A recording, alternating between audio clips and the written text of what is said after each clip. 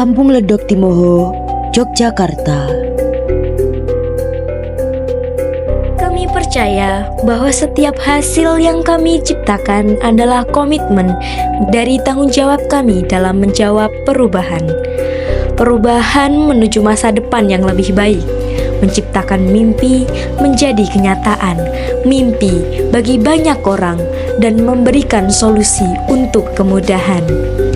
Di tengah keterbatasan, ada harapan untuk tumbuh.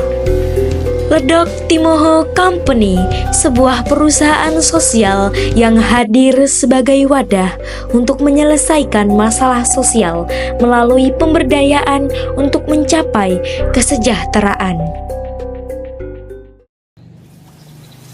Ledok Timoho dihuni oleh masyarakat yang sebagian besar berasal dari luar Yogyakarta, seperti Jawa Tengah, Jawa Timur, dan Sumatera. Mereka datang setelah mengalami penggusuran dan menetap untuk mencari tempat tinggal yang aman dan terjangkau. Kampung ini berdiri di atas bantaran Sungai Gajah Wong. Masyarakat di sana bekerja sebagai pemulung, pengamen, ataupun mengelola warung kecil-kecilan di sekitar lingkungan. Ledok Timoho menghadapi tantangan besar.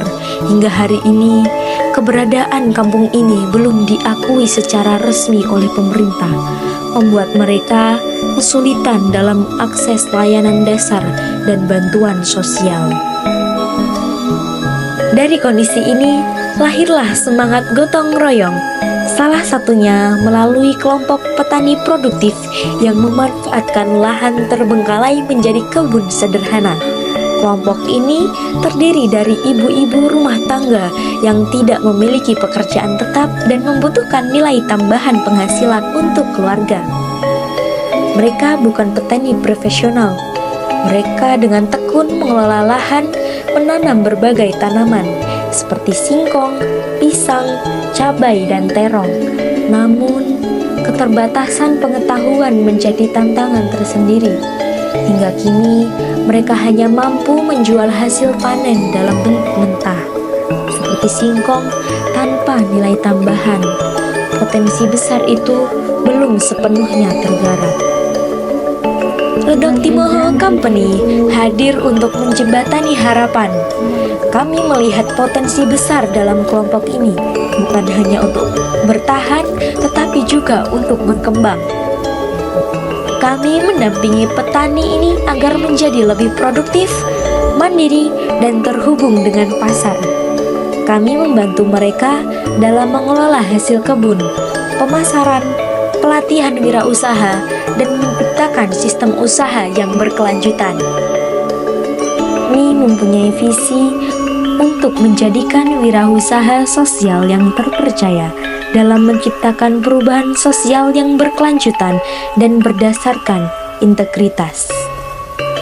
Misi kami yang pertama, menjadikan usaha dengan standar profesionalisme yang tinggi di setiap aspek pelayanan dan operasional. Yang kedua, mewujudkan sinergitas antara wirausaha dan komunitas sasaran untuk menciptakan solusi sosial yang inovatif. Yang ketiga, menanamkan nilai kejujuran dan transparansi sebagai dasar dalam membangun kepercayaan dengan mitra dan konsumen. Yang keempat, menciptakan dan mengembangkan produk yang berkualitas serta mampu memberikan manfaat sosial. Ledok Timoho Company berdiri dengan beberapa perintis yang siap mengembangkan kewirausahaan sosialnya. Rizky Muhammad Nur Akmal sebagai CEO Founder,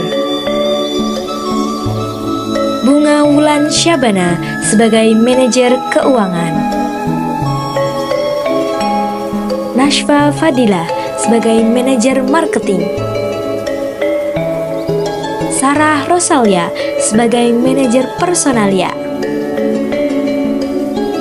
Eli Alwiatur Rashida sebagai Manajer Operasional, Dian Ayu Wulandari sebagai Public Relation, Abida Mulia Atsani sebagai Manajer Sosial Media, yang terakhir, anggota kelompok tani produktif sebagai divisi produksi. Alasan kami memilih kelompok petani produktif karena mereka belum bisa menginovasi hasil panen agar menjadi produk yang bernilai jual tinggi. Selain itu, kelompok ini memiliki semangat juang dan rasa ingin bangkit yang besar, sehingga hal ini sesuai dengan kriteria komunitas sasaran kami. Tumbuh rasa semangat dalam menjalankan bisnis sosial, Lodok Timoho Company melakukan perencanaan dan juga strategi dalam menjawab upaya penyelesaian masalah sosial. Setelah melihat profil dari kelompok sasaran, maka langkah selanjutnya yang kami lakukan yaitu melakukan perencanaan serta strategi untuk menyelesaikan masalah sosial. Adapun langkah pertama yang kami lakukan yaitu membuat diagram Pareto. Dalam pembuatan diagram Pareto, langkah pertama yang kami lakukan yaitu melakukan wawancara.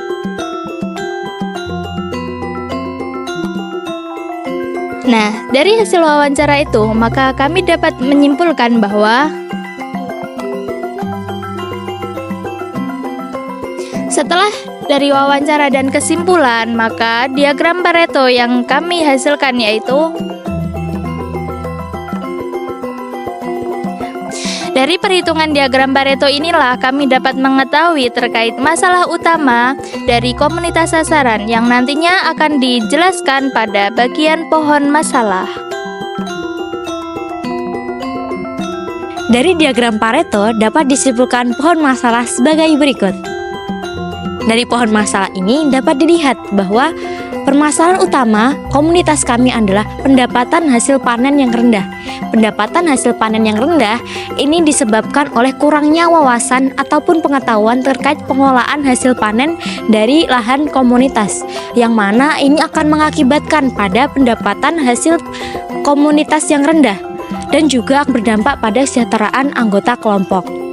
Selanjutnya yaitu penjelasan tentang analisis sosial. Yang pertama yaitu modal manusia, di mana kelompok tani produktif itu sendiri sudah memiliki keterampilan seperti merawat, menanam, dan juga memasak. Yang kedua yaitu modal fisik, tersedianya lahan dan juga tempat untuk produksi. Yang ketiga yaitu modal lingkungan, sumber daya yang dikelola oleh kelompok tani produktif itu sendiri yaitu singkong. Yang keempat yaitu modal sosial, di mana norma-norma yang berlaku dalam kelompok kami itu sendiri yaitu nilai gotong royong. Yang kelima yaitu modal teknologi, sudah tersedianya alat untuk produksi. Dan yang terakhir yaitu tuntutan pasar, produk yang kami hasilkan itu sesuai dengan tuntutan pasar yaitu murah dan berkualitas. Baik, sekarang kita akan membahas mengenai pohon tujuan yang digunakan untuk menggambarkan tujuan dan sasaran secara hierarkis yang terbagi ke dalam 4 bagian. Yang pertama adalah activity, output, purpose, dan goals. Aktivitas yang dilakukan oleh komunitas sasaran itu adalah sebagai investasi awal yang memuat 3 poin, diantaranya sosialisasi akan pentingnya hasil panen, melakukan pelatihan pembuatan singkong Mustafa, dan usaha pembuatan singkong Mustafa dengan mempekerjakan komunitas sasaran. Bertambahnya pengetahuan dan wawasan maka akan berdampak terhadap peningkatan hasil panen komunitas. Semakin besar hasil panen yang didapatkan, maka pendapatan juga akan semakin besar, yang berujung pada peningkatan kesejahteraan komunitas. Setelah membahas pohon tujuan, selanjutnya kita membahas asumsi penting dari pohon tujuan. Peningkatan kesejahteraan tidak akan tercapai apabila terjadi permasalahan di sektor ekonomi, terutama inflasi. Inflasi dapat diartikan meningkatnya harga-harga secara terus-menerus dalam skala yang besar. Inflasi dapat meningkatkan biaya produksi dan juga kebutuhan pokok, transportasi, dan kenaikan di sektor lainnya. Peningkatan biaya produksi juga akan mempengaruhi peningkatan biaya operasional. Nah, dengan demikian, perusahaan akan mengalami kesulitan ketika menjaga harga tetap terjangkau tanpa mengorbankan margin keuntungan. Inflasi juga akan menurunkan daya beli masyarakat. Ketika harga mengalami kenaikan, maka pendapatan masyarakat tidak akan selalu mengalami kenaikan juga. maka akan berpotensi juga terjadi penurunan konsumsi. Apabila terjadi inflasi dan terjadi penurunan daya beli masyarakat, maka akan berdampak terhadap kesejahteraan komunitas, yang mana memiliki potensi besar kesejahteraan komunitas tidak akan tercapai. Hal-hal yang perlu diperhatikan ketika terjadi inflasi, diantaranya yang pertama, tidak langsung menaikkan harga secara drastis, tetapi menyesuaikan dan mempertimbangkan daya beli masyarakat.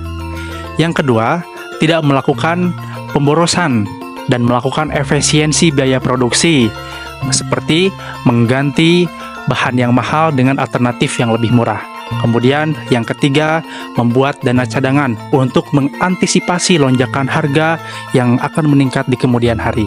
Berikutnya yaitu rahasia pembuatan singkong Mustafa. Yang pertama, siapkan bahan-bahannya seperti singkong, cabai, bawang merah, bawang putih, daun salam, minyak goreng, dan penyedap. Lalu kupas singkong sampai bersih. Setelah itu, singkong dipotong tipis-tipis.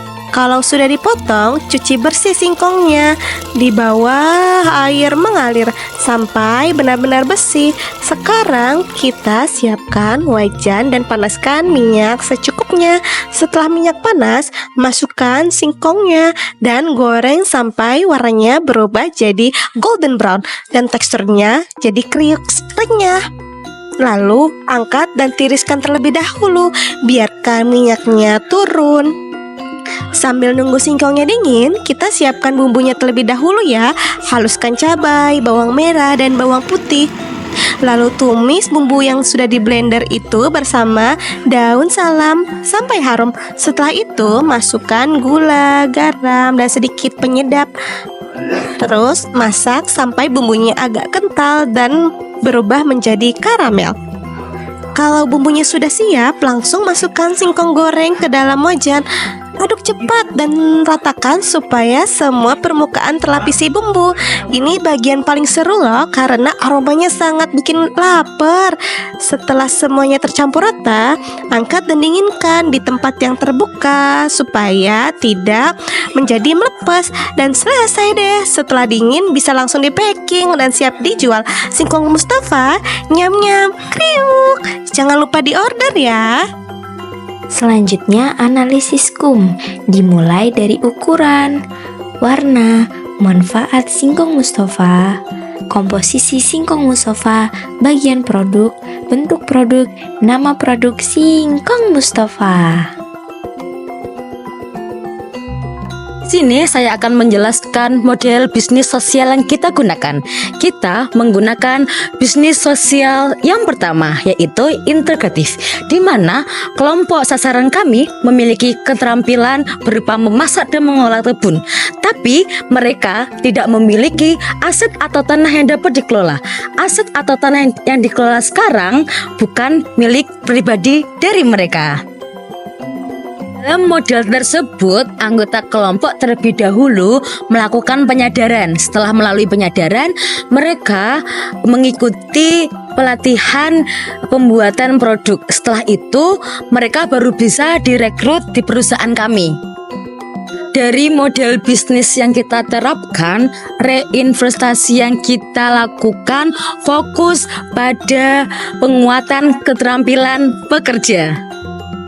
Lebih tepatnya dapat dilihat pada gambar berikut.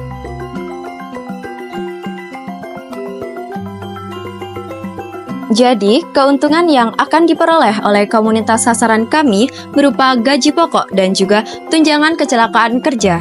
Adapun gaji pokok ini berasal dari 70% dari total keuntungan perusahaan setiap bulannya. Adapun rinciannya sebagai berikut. Setelah kita melihat penjelasan dari diagram Pareto, pohon masalah, analisis sosial, dan juga pohon tujuan, langkah selanjutnya kita menyusun timeline sebagai berikut.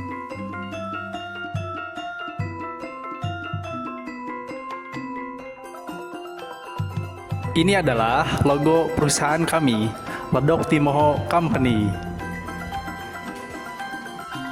Ini adalah seragam produksi perusahaan kami.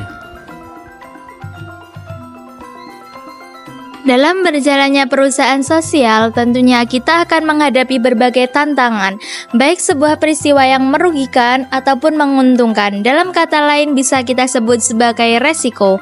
Dalam rangka penanggulangan, Ledok Timoho Company menyusun manajemen resiko yang terdiri dari resiko murni dan resiko spekulatif.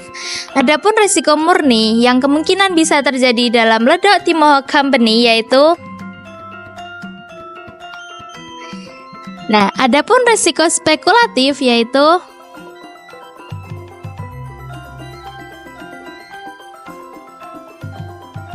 selanjutnya adalah gambaran awal pengondisian modal usaha, meliputi berapa nominalnya, dari mana perolehannya, dan bagaimana pengelolaannya. Jadi, Ledok Timoho Company membutuhkan modal awal sebesar 563.000 yang digunakan untuk membeli bahan, asuransi, dan juga dana kompensasi. Dana tersebut dihasilkan oleh anggota Ledok Timoho Company yang berinvestasi sebanyak 90.000. Jadi secara keseluruhan dana yang dikumpulkan sebesar 630.000. Dari HPP yang dihasilkan kita memperoleh sebesar 14.075 perak per box, tapi kita bulatkan menjadi 15.000. Satu bulan kita akan mendapatkan profit sebanyak 23.400.000. Selama 1 tahun kita akan mendapatkan profit sebanyak 280.800.000.